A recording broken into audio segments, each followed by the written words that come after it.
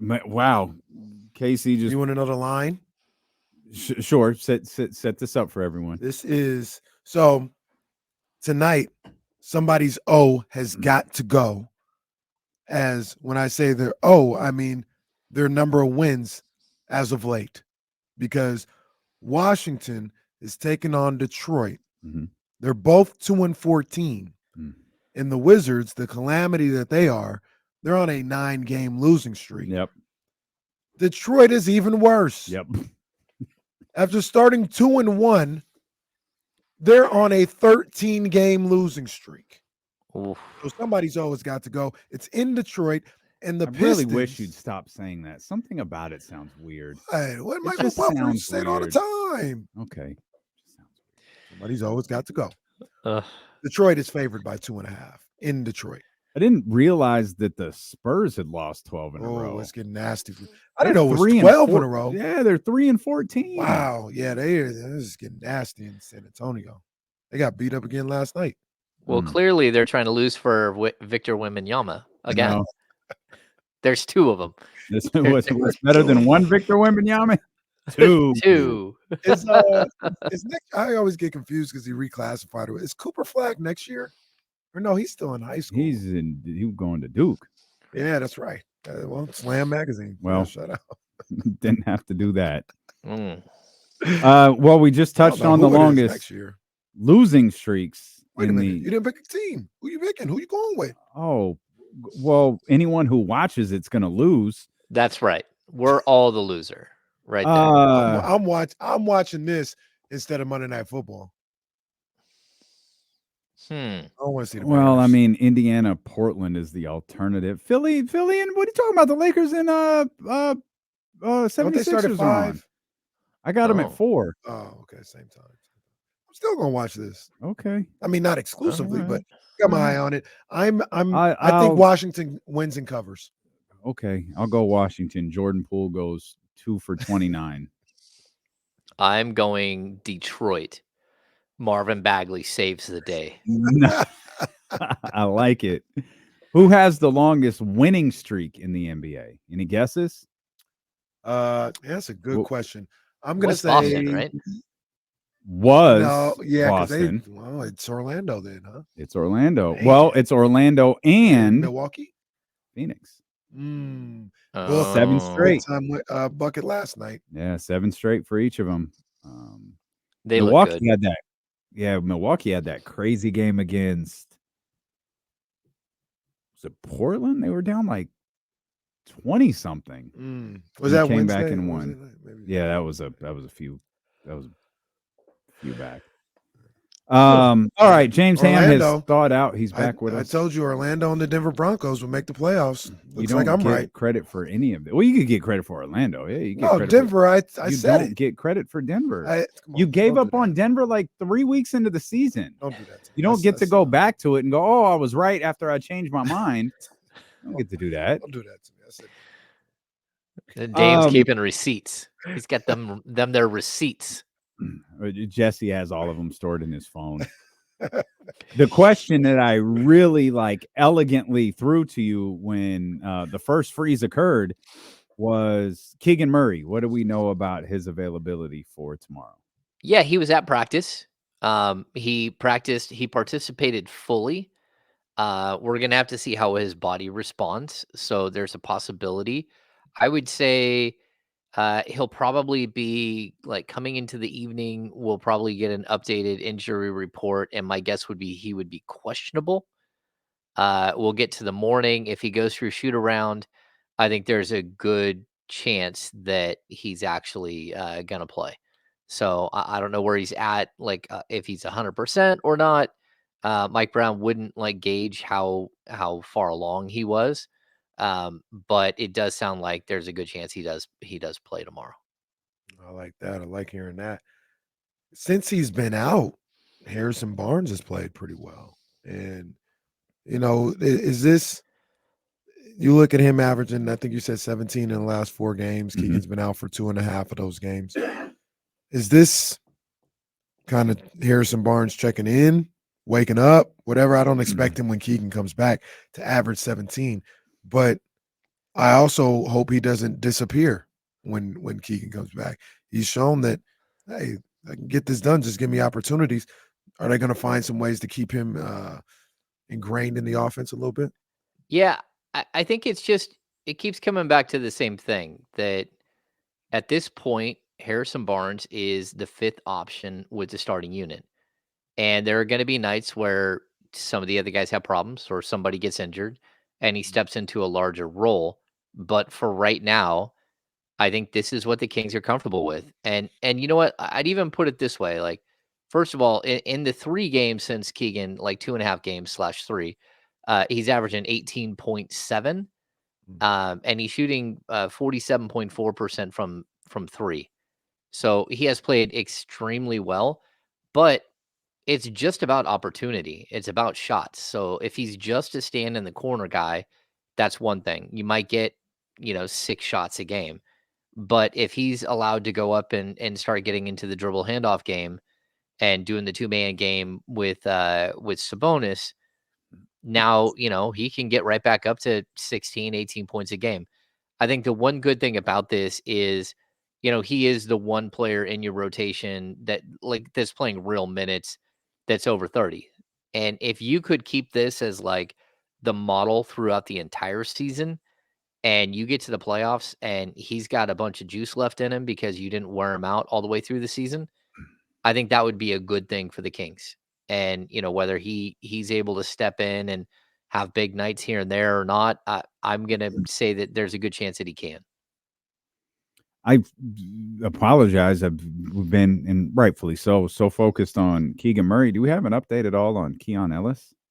No, that's been kind of one that they've just put to the side for right now. So I'm going to guess that that's a pretty good little injury that he's got there. I haven't at least seen a grade 1, grade 2. It's also, he's a two-way player. So I believe the reporting on him is totally different. So the team doesn't have to give up all the information on him like they would a standard player. So it's just like when they send Colby Jones down to Stockton, we get, an alert, right? And Mhm. when they pull him back up, we get an alert. When they send Keon Ellis or Jalen Slauson or Jordan Ford down, we don't hear anything. It's on the injury report as these guys are in Stockton. But anytime a main rostered player goes up and down, so just it's one of those quirks of the NBA where the sort of the reporting on it's different. So not to be like goofy, these games don't count then, right? No, they don't count towards the overall number. They don't count towards it's 50, right? So he's technically not with the team. Yeah, yeah. Technically, he's not. Okay. I'm just trying to keep track. Let's say saving some games here for him. Just trying to keep track because Well, they did waive Philip Petrusev this weekend. Oh, we hardly knew you. See that. Yeah, and he's going straight to Olympiacos from what I've heard.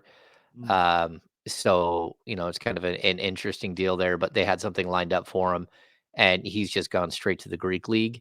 And they don't have the rights to him or anything else moving forward. So, but what that did do is it bought him some time with that whole weird rule where if you only have 14 players, you only get 90 days of two-way players. And if you have 15 players, then you get 50 for each of the 3 players. So we're going to have to see how that works out in the end. But it seems like the Kings have left the door open here for them to add another piece onto the end of their roster, whether it's someone from the G League right now or it's a guy like Keon Ellis who's played really well, and you have an opportunity to bring him up and give him more of an opportunity with the parent club. So okay, so I'm following you here. That move gives them that open roster space where they can convert Keon without cutting anybody on the roster right now, right? Yeah, if they wanted to. Yeah, and I'm not saying that they're going to do that, but I certainly think that they could. Okay. Where's Sasha going to go when he realizes he hates the NBA? That's a good question. I mean, it's a good question because Trey Lyles is back, and what does that mean for Sasha? Right. And to be honest, it doesn't mean good things. So Trey Lyles is a guy that like, again, I kept saying it, like, Sasha, you hope that his ceiling would be like Trey Lyles, and then you watch Trey Lyles play and you forget how good he is. And you're like, you know what? I really like seeing Trey Lyles on the court. And I think Mike Brown feels the same way. He just plays with physicality, plays with pace. He hits his shots, he rebounds. He's a good guy to have on your team. He doesn't make mistakes. And I think that really does. Him and Sasha so far play the same position. And so unless you're going to move Trey over and have him play more minutes at the 5, which might be the case, it's going to be an issue for Sasha. And this offseason really got out of control. Well, the Sasha stuff really got out of control. We got a little excited. You think? We got a little excited. Yeah. No, everybody's getting sent over there to watch this guy play. We're getting excited. Mike Brown's there. Matina's there to close the deal. And so man's got these pretty soon. Jalen Rose is gonna be talking about all the DNPs he's got. So wait, let me ask both of you guys this though. Do you think plans changed when JaVale McGee became available? Yes. Because I only asked that because I think they thought, while we would like some size, we'll just go into the season with Trey being the backup 5. Sasha will get those 4 minutes. And I think that was the case. And when JaVale got involved, it kind of flipped the script on that whole plan. Yeah, I honestly think that that's where we kind of went. Although I would say, there are plenty of nights this season where JaVale hasn't played well enough to be in the rotation. And so I think that there could come a point where we're going to see more of Trey, just like there was that moment where all of a sudden Alex Len stepped in and was the big man, the first big off the bench. Like, I just don't think we're that far away from that. I did think that JaVale played extremely well, very, very well against Minnesota. His rebounding, especially late, was tremendous. And I thought he played it was one of his better, grouping of minutes that we've seen this season.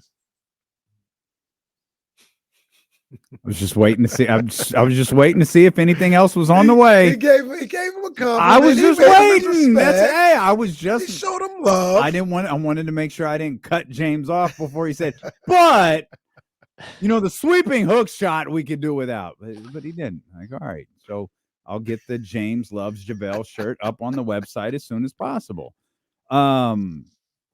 It feels like we're talking a lot about minutes and minute dispersion. This goal, Keegan's back. Keegan, back injuries are always back soreness, back issues are always kind of like weird to navigate. But where happens to Chris Duarte now? Yeah, I mean, this was always. Is he staring at DNPs again? I don't think so. I mean, we're gonna have to wait and see. Mike Brown, this is a tough. Now you got challenge. A Kessler game. Kessler's got a crown on his head, and it's like, man. That's who's forged his way into this rotation. That's the mark of a good team, right? Where you have a guy step up and be able to do something like that. But a lot of times, James, those moments are few and far between for these guys. Yeah, I think Mike is going to use that 9th and a half, 10th man as just a roving piece that he goes to. So against a team like Golden State, you probably don't need Kessler Edwards. Unless for some reason you start having Andrew Wiggins going crazy, right? You probably don't need him. But against the Clippers, you might need him. Against Paul George, against Kawhi Leonard. Then we get to Denver, and then you're like, okay, what are you going to need in that? I think you probably would like to see him on the court against a Michael Porter Jr. And so there's going to be these opportunities for you to play a guy like Kessler here and there.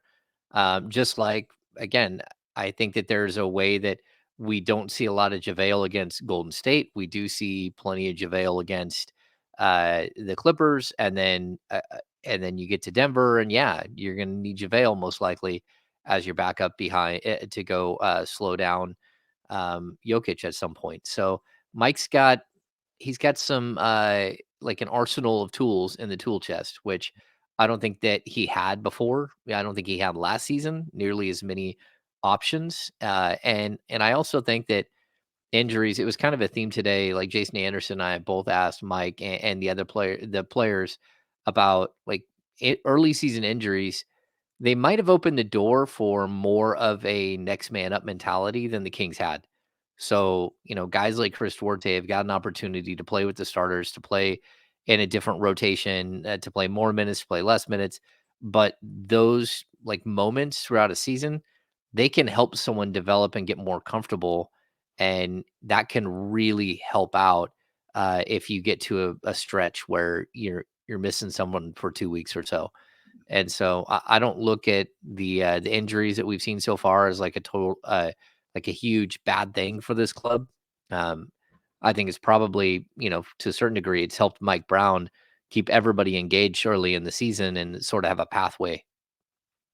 I really like the sign of a guy like Kessler being able to come in after not playing for a whole lot and just do his role and be efficient, and like I said, going up against going up against Anthony Edwards, you're not gonna stop a guy like that. The guy, he's special, but you go out there, you make him work, and you do what you can to limit the damage that he does. And Edwards had a great game, but Kessler Edwards was out there competing against him the entire time. And you get guys like Kessler, you get guys like JaVale showing up, Alex Lim when he's there. These are the type of guys that you need, the others, the role players, who aren't going to play every night. But anytime you call on their name, they can come in there and give you solid contributions. That's one of the reasons why the Kings, in my opinion, are showing themselves to be a playoff caliber team and not just a flash in the pan or anything like that. They get solid contributions. This team is put together really well, in my opinion, where they get solid contributions from guys that Hollanders don't even know the name of. Mm-hmm. You know what I mean? And Kessler Edwards was just another example of that the other night. Yeah, I think you can throw Keon Ellis in that mix too. Yes. People forget that like Keon Ellis jumping into the rotation, he had the big game to finish off the Houston Rockets, right when the Rockets ran over the Kings, but he played well in the fourth quarter, and he scored that 15 points. Well, that started a run of 6 straight games where Keon was in the rotation. He had 2 starts in that stretch, and the Kings went 6-0 on that stretch. And that's something that, I think people just gloss over. They went 6-0 with his energy, his defensive prowess. And that's something where, you remember those things, those points in the season where guys come in and they actually are impactful. And so I wouldn't be totally shocked to see Mike play this game all season long, whether it's Colby Jones, whether it's, again, giving Kessler minutes or Alex Len when he's healthy.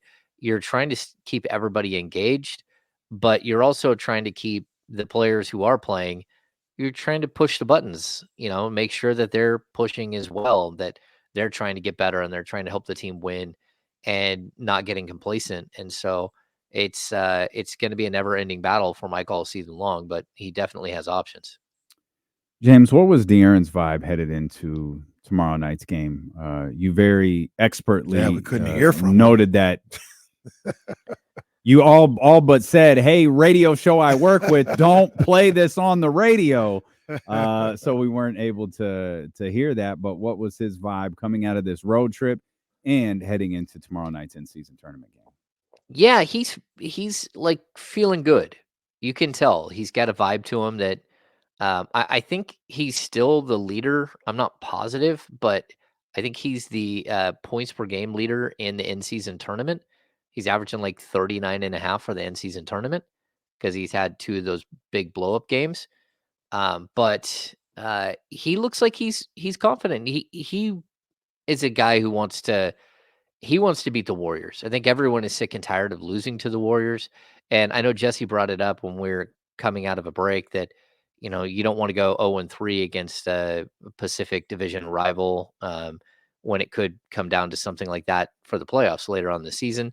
The Kings have already, we talked about Houston losing 2 straight to Houston, losing 2 straight to New Orleans. Does that mean the Kings have only lost to 3 different teams on the season? Right. They just happen to lose to all of them twice. Yep. So it's kind of a weird anomaly there. But what you don't want to do is have 5 or 6 teams that you've already lost your the tiebreakers with, and so this is a big game. And I also they want to play in this this in season tournament. They're like, this is cool. Like, why not? Why not us? Why not have a good time with this? You know, it's 500K. Let's go get it.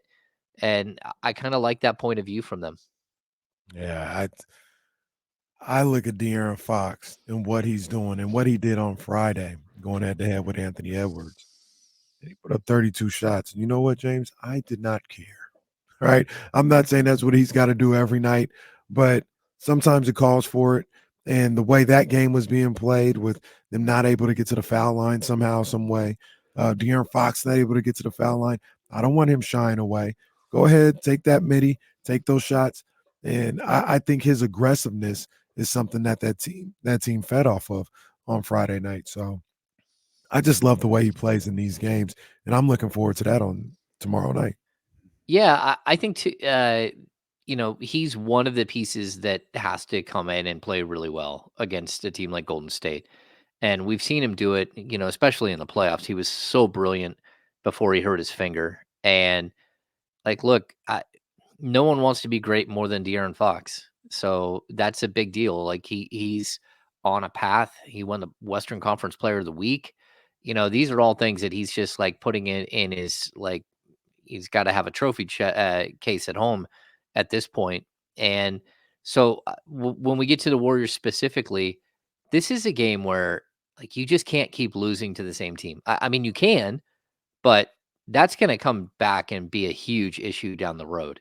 Like if you've lost 4 or 5, 6 straight to these guys, that's not going to feel good. And not only that, but it ties up the in season tournament. Like if you're not in the tournament, you still have to play games. So like again, the games are the 4th and the 5th and the 7th and the 9th. The teams that don't make the tournament, they've got to play on the 6th and the 8th. And so what you don't want to do here is like all of a sudden have to scramble and play another one of these teams that, you know, whether it's divisional or whoever it is, you're going to have to schedule out another game here. And I don't know how the league has that all set up, but it's pretty wild to think I don't think that they do either. No, it's they're wild, just like isn't it? us, basically, just Kid would say. Yeah, because that could be a home game at Golden One Center. Mm-hmm. Like that's wild to me that we have no idea what the 6th and the 8th will be. Now we will know tomorrow, like at the end of the game tomorrow, and not only that, but we'll know going into that game because what the Kings have to do because Minnesota plays at 5 o'clock, and so there's potential for the Kings to already know not their fate, but whether they have to beat Golden State or you know it could be really weird where like you got to beat Golden State. Or if you lose to Golden State, you can't lose by more than 8. And Right. so it could really come down like down But to the Minnesota wire. can't win by 20. Like Yeah, but you'll know that going into the game right. because Minnesota should be done. So it'd be like, okay, Oh, we need an X point win. Mhm. Yeah, so I think it's totally weird. Like the whole way the thing is, and it's really strange that like the Kings, because of point differential, they don't have an opportunity Wild card. to play for the wild card, right? Although I think Minnesota does. So you could have Golden State run the score up on the Kings and beat them by a bunch, and then Minnesota score even more, but still come up short because I think Phoenix has So like a 37 point. Um, is it 34 points? Right? yeah, Is there a point differential? yeah. So if somehow Minnesota beats OKC by 38, they could still steal that spot as long as the Warriors beat the Kings by more than enough to put them above as well. Right. It's And bizarre. the Kings situation is they can't up their differential by losing. You know what I mean? So Right. they Exactly. can't they can't compete with Phoenix in that respect. They have to win the game. So it is strange. De'Aaron Fox still number one, by the way, 39.5 points per game. I'm mad that in you the found NCAA. it. I couldn't find the standings. Hmm. The stats. Oh, that was NBA.com. Oh. Don't say it all smug like that. I went to NBA.com and I couldn't find it. What were they doing? Were they doing a thing where like you couldn't see the stats or something like that? Because they were doing that for long. Because I had to go on a different browser. Mm. I don't know. Maybe I go to NBA.com. I click in-season tournament, and they say, "Hey, here are the scenarios. Here's the bracket." Like, no, I want stats. Give me stats. Oh, well, I went to the regular stats. I didn't go to in-season. You go to the regular stats and click the drop down, and it gives you an in-season tournament tab. I don't have one. I swear to you, I'm looking at it right now, and I don't have one. Go on stats. I'm on stats. Like hover over it, then go to players. Click on players. Yep. And then on the bar at top, players, traditional stats. Click on traditional stats. Well, okay, okay. Now that this is a lot, this is more complicated. Right there. Well, now I found. I don't need. I found it. I got it. All that matters is De'Aaron is leading. That's all that matters. He's leading, and the rest of the world, like the rest of the basketball game, he's still top 5. 29.9 a night for De'Aaron Fox. I wonder if in this one too. If the Kings win the in-season tournament, do you think Vegas would change their odds for playoffs or for a championship? Just wondering. I don't think so. I think they would. I think they would. No? Yeah, one says yes, one says no. I don't think they would. No. Kings, they might look at the Kings as being real.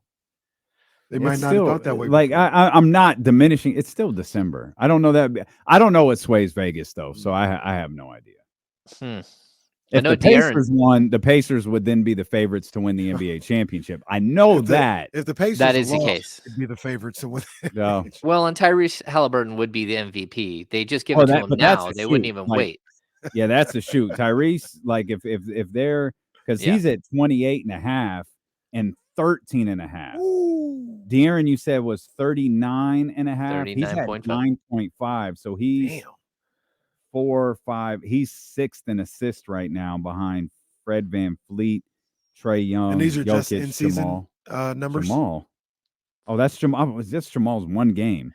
And Tyrese, yeah.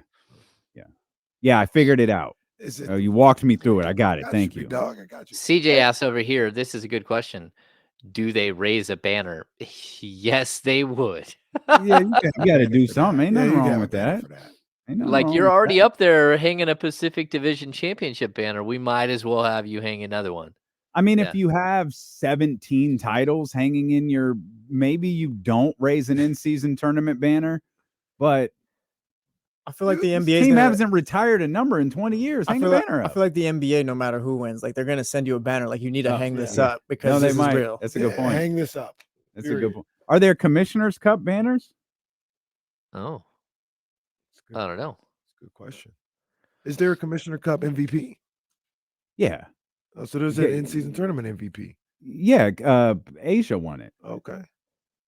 Well, that's a world championship banner for the Aces. No. There you go. Oh, Commissioner's Cup champions. Yep, there's one. You know, Seattle has one. You know, one thing we never really talked about. I don't think. No, maybe we did. I take that back. I was gonna say we never talked about that whole Tyrese thing where he said the winner should get an automatic playoff berth.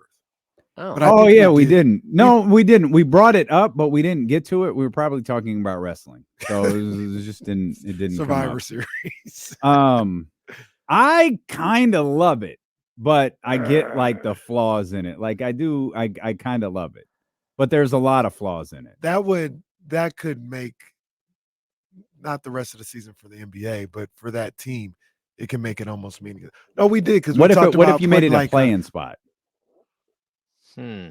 Because that way you have you have the ability to, I like that better because we did talk about it with Jason Jones, and they were talking about like you'd be no lower than 6, but you could move up. I don't like being 6 because sometimes they just want to be in the 6. Yeah. That's huge. Being in the 6 is huge. Yeah, and I think that could affect because I think I used like the Clippers.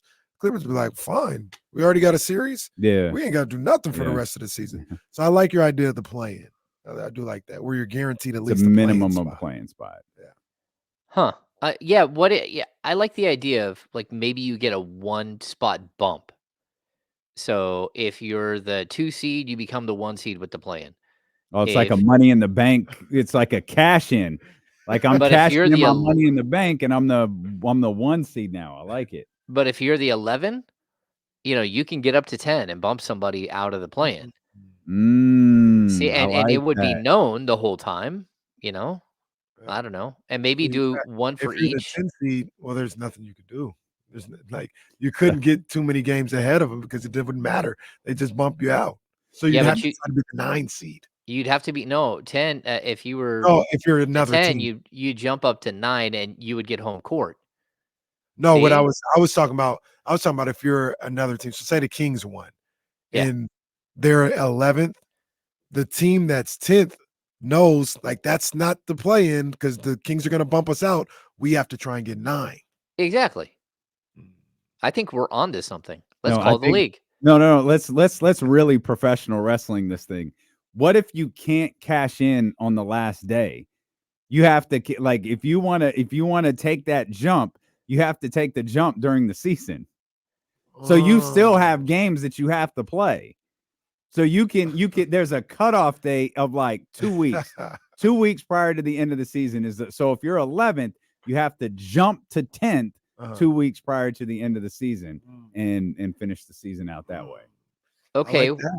And what if we added another element where if you don't make the playoffs somehow, you get to jump up 1 spot in the draft? Well, see, see, now we're really cooking because I was thinking the same thing. What if you had your choice? You can be in the play-in or you could be in the lottery.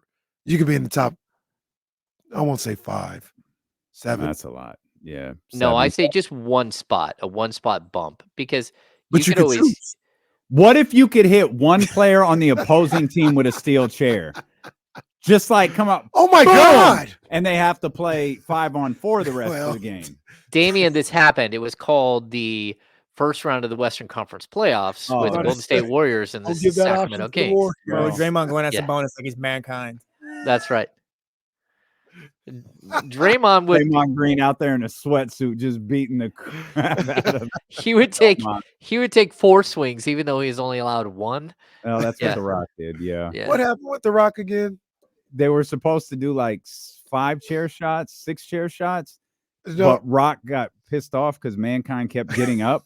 So he kept hitting him. They ended up doing 1,000. no, he just destroyed the guy. And he hit him like 18 times. But I mean, what happened? Why was he wearing the warm-up suit? He for a had while? surgery. He had a That's right. breast reduction or something. Like he had some sort of cosmetic surgery on his chest. Come on, Rock. Hey, it happened. What are you getting that surgery for anyway? Well, because he had a little pocket of fat on his boobie that he had to have removed. Well, if it was So he covered up in an Adidas sweatsuit for like 3 months. and the top wasn't even Adidas. Whatever it was just a black shirt. So we're tying in the in-season tournament to Money in the Bank. What's the Seth Rollins equivalent to cashing in? Like the Kings cashing in last day for the 1 seed, or what's going on? Yeah, that'd have to be it. Cashing in ahead of a game against the Denver Nuggets where they beat them and get a full game separation. It's supposed to be Nuggets versus the Lakers. Here come the Kings. What I would love is if they Hell, The team should just be able to hop on a plane and go play whatever No, it's team the that air they running want. down the entrance of the Pepsi Center. if they made a giant coin and you had to physically cash it in, like I like here's that. your coin, Yeah. like the David Stern Memorial coin. we talked a little bit during the break about like how this is kind of playing out, and you're not getting the scenario that we talked about in the offseason, like San Antonio getting in here. But Yeah. look at what's going on in the East. You got Indiana, Mm-hmm. Milwaukee. Well, I got Indiana in the playoffs, remember? True. But I mean, that's still probably a surprise to casuals that Indiana's on there. Sure. Indiana, Milwaukee, Orlando. Milwaukee. Winning their group. Orlando. New York is in there. You got no Boston. You got no Philly. Mm. You know, you got no How is that Detroit. possible? Boston's lost 4 games. Did they lose all their in-season tournament games? They're 2-1 in the end season Oh. with a even point differential. Oh, Jeez. Yeah, the Magic game hurt him. they're just not good enough, clearly.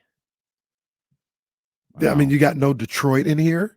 Blow you it know, up. that's- Break up Tatum and Brown. Yeah, time for the yearly conversation, fellas. That's Hey, right. their court was fire. I blame like- Zingis. Boston's court was fire. You blame who? Porzingis? Yeah, I think it's hurt. just blame the unicorn. How long is he out, Jesse? It's you know what? It's a cap strain. He'll be fine. We need him for April and May. It's a calf strain? Yeah. Yeah. I don't like that face you Oh. made either. He's fine. He's Oh. fine.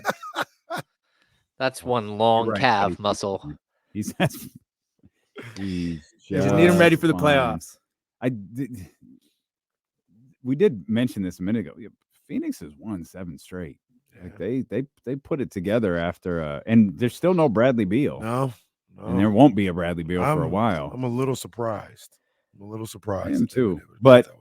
it's I don't how many what are they 11 and 16? KD I think has played all 17 games. KD didn't play yesterday. Oh, I missed that. Yeah. He was out Oh. yesterday. I Street think I clothes. watched this. I didn't watch basketball yesterday. I watched the end of the Nuggets and the Spurs the second half. And then I watched the Causeway Classic. Stingers up. Booker's been really good. Like Yeah. really, really good since he's come back. I mean, he's averaging 29.4 and 8.9 assists per game. Mm. So, I mean, that's just devastating. And, How you many know, like Grayson don't Allen's see- been good for them. And Eric Gordon somehow has been good for them. They're getting the most out of their guys. Yeah. The other guys, they're getting the most out of them. Yeah. I'm surprised Nasir Little has been such a small part of their success. So, You know, one storyline that will be a storyline headed into the knockout round of this tournament is the Lakers are 4-0 in this thing. Mhm. And they're a team that looks kind of rocky, but they're 4-0 in the in-season tournament. Maybe this is something that sets them on the right path if they pull out a couple of wins, maybe even win the tournament. Possibly. Their group was awful though. I still don't see it when I watch them though. I see LeBron. Mhm. That's what I see. I see LeBron. They they lost to Dallas over the weekend. Dallas is starting to look a little funny in the light. Oh, I hate to see it. Dallas got beat up on Saturday, I think it was, by the Clippers. it's pretty crazy because there's a possibility that because of who's gotten through, the Kings could play either the Suns or the Lakers and have a 5th game Just what we were trying to figure out in July. See, in no one- division. No- Yeah. Nobody wanted to listen to us. that was literally the first question we asked, I know. and we still don't have an answer to it. I'm telling you, it's the NBA's version of Y2K. Everything's shut down if it happens. We have no clue how this thing works. Well, like that, half the teams are Pacific Division. Either way, if the Kings or the Warriors go through, like that's 3 teams from the Pacific. Yeah. It's wild. 5th game. I asked, is the game in March canceled at that point? Or are they just going to play 5 games? Nobody knew. The game comes around, the league goes, "Hey, the hell is it? Hey, cancel this. Cancel this. Refund everyone's ticket. Little Jimmy can't see LeBron today." Yeah, it would be pretty intense if you lost a 3rd game already to New Orleans and your season series was gone with two more games to play, right? Because New Orleans is in, Lakers, Yeah. Phoenix. So the Kings are trying to become the 4th team, and I think the Kings could still become the number 1 seed, can't they? I don't know what the point differential is. The Lakers they're way Lakers up there. have a huge- 74 Yeah. is their point differential. Wait, they're a plus 74? Yeah. Their In 4 thing was- games? their little group was What? terrible. That's horrible. Memphis, Portland, Utah, Phoenix. Oh yeah, that's bad. Oh wow. And they beat Utah by Mm-hmm. yeah. That's incredible. I did not know that their point differential was that high. That's wild. So the funny thing is, it's Lakers potentially. Well, it's probably going to be Lakers Suns for a trip to go to Vegas. Huh. Oh, that'll get them talking. Yeah. We appreciate you so much for being with us here today. We'll get ready for this in-season tournament game against the Warriors tomorrow, beginning at 10 a.m. with James Ham and Kyle Matson over on the Insiders. We're going to head over